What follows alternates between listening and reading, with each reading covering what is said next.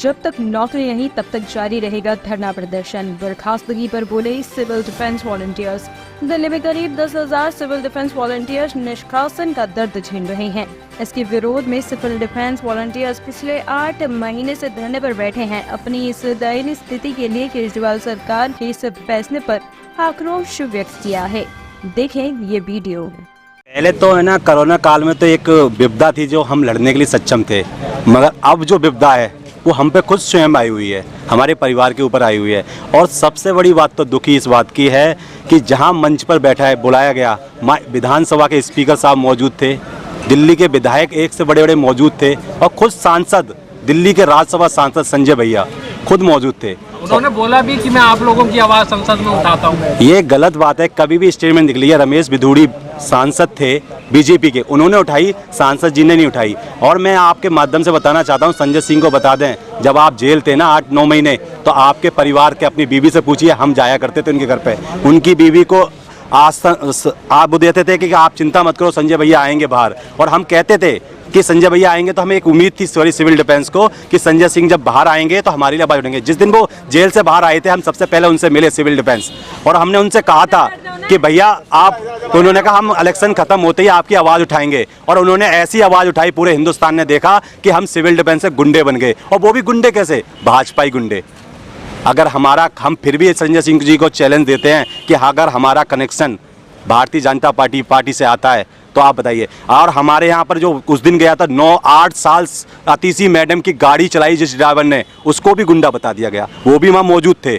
और जब हमने उनकी सारी परेशानी दूर की, हमने G20 में काम किया, हम छठ पूजा होती है उसमें भी काम करते हैं, निष्काम सेवा काम करते हैं। जब केजरीवाल साहब खत्ता देखने गए थे तो गाने में तुगलकाबाद के अंदर, साईराम पैदान की विधानसभा है तुगलकाबाद विधानसभा, तो वहाँ इतनी बदबू थी, मगर हमारे सिविल डिफेंस वॉलंटियर 200 लगाए गए थे और ऐसे ही खड़े रहे सीएम साहब के इस्तेकबाल में। तब सीएम साहब ने नहीं कहा कि ये क्यों गुंडे लगाए हैं, तब उन्होंने नहीं बताया कि गुंडे क्यों हैं।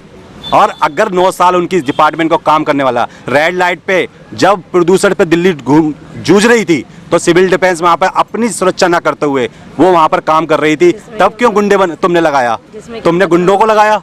और जिसने तुम्हें 3 बार जो गुंडे बोला है ना, उन्होंने पहले सीएम साहब ने किरारी विधानसभा में बोला था, अब उनके सांसद बोल रहे हैं, कल निगम पार्षद बोलेंगे, परसों जाके उनके कार्यकर्ता बोलेंगे। तो ये अब गुंडे का जो टैग है, तो ये याद रखिए, दिल्ली के अंदर 3 लाख सिविल डिफेंस है, पूरे हिंदुस्तान के अंदर 14,76,000 सिविल डिफेंस है। तो सारे गुंडे के गुंडे अगर सड़क पे आ गए तो केजरीवाल साहब, आपकी सरकार और आपके जो मंत्री बोल रहे हैं और जो गुंडा बोल रहे हैं, उनको एक हम अब ऐसा सबक सिखाएंगे कि हमारी जो ईमानदारी हमने की थी, जो हमने काम किया, हम केजरीवाल की पुलिस के नाम से मशहूर थे और आज गुंडे के नाम से मशहूर हो रहे हैं। क्या अच्छा सलाह दिया।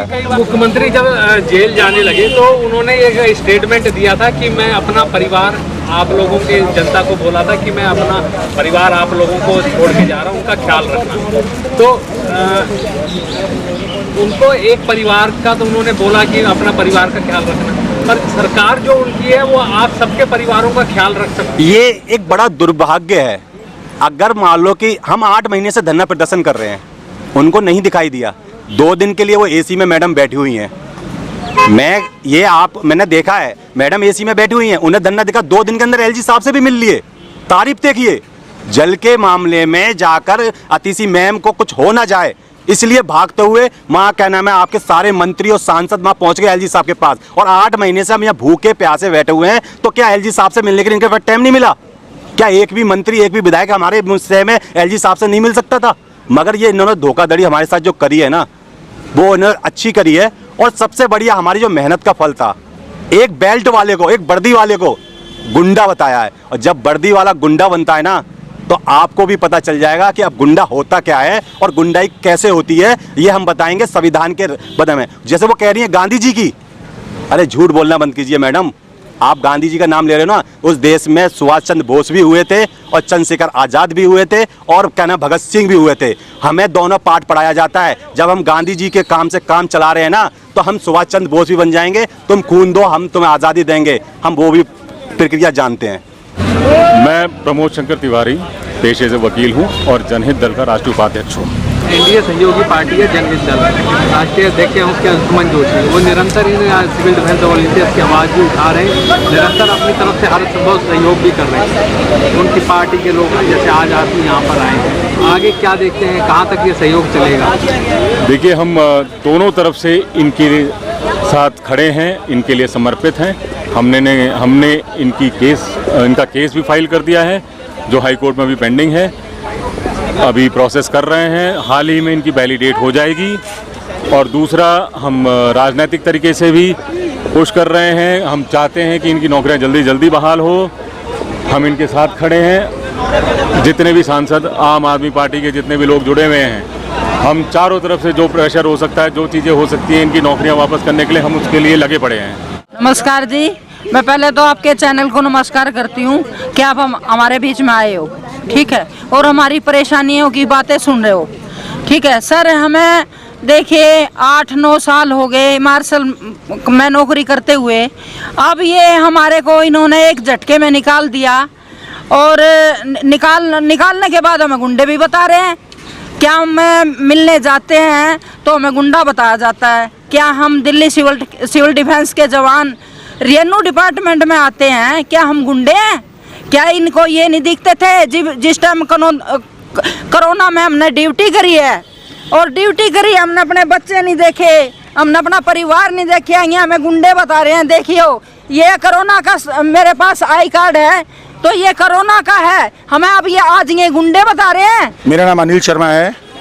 मैं 216 डिस्ट्रिक्ट से शादरा से सिविल डिफेंस में मार्शल हूँ, और लगभग पिछले 15 से 16 साल से सिविल डिफेंस से जुड़ा हुआ हूँ। कोरोना काल के अंदर ड्यूटी की गई, सभी जगह पे जहाँ पे भी सरकारी ड्यूटी, निष्काम ड्यूटी आई, मैंने सारी ड्यूटी बखूबी ईमानदारी के साथ निभाई। कोरोना काल में 6 महीने लगातार भोंपुरा जेल के अंदर लगातार 6 महीने घर से बाहर रह के कोविड के पेशेंटों की ड्यूटी की। सुनाना चाहता हूँ, यह नौकरी से निकालकर हमको गुंडा लगे हैं बताने, नौकरी से निकालकर हमको गुंडा लगे हैं बताने। एक नौकरी की खातिर दर दर भटक रहे हैं, बन के दीवाने दर दर भटक रहे हैं, बन के दीवाने। नौकरी से निकाल कर वो लगे हैं हमें गुंडा बताने। सबसे पहले तो मैं इन भाइयों को दिखाना चाहता हूँ। देखो, 52 डिग्री टेम्परेचर में मेरे बहन भाई यहाँ बैठे हुए हैं, उनका दुख देखने वाला कोई नहीं है। मैं आतिशी मारलेना जी से कहना चाहता हूँ, वो मेरी बड़ी बहन की तरह है, मैं उनका सम्मान करते हैं। संजय सिंह का भी सम्मान करता हूँ, हमारे बड़े भाई हैं। मगर मुझे दुख इस बात का हुआ, परसों मेरे बहन के बाल खींचे गए, मेरे भाइयों को मारा पीटा गया। क्या कसूर था उनका? अपना रोजगार लेने गए थे और उन्हें गुंडा बना के करार कर दिया गया। 8 साल से धरने में बैठे हुए हम, 8 महीने से धरने में बैठे हुए हम। 8 साल में हमने नौकरी करी है सिविल डिफेंस के अनेक विभागों में, और हमारी बहन भाइयों ने नौकरी करी है। हमें गुंडा करार दे दिया गया।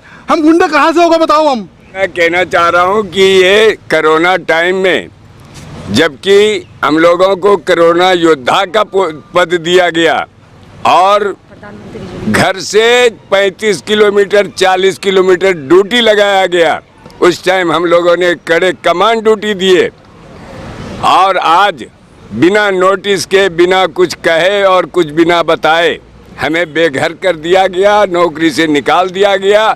आज हमारी स्थिति खराब हो गई।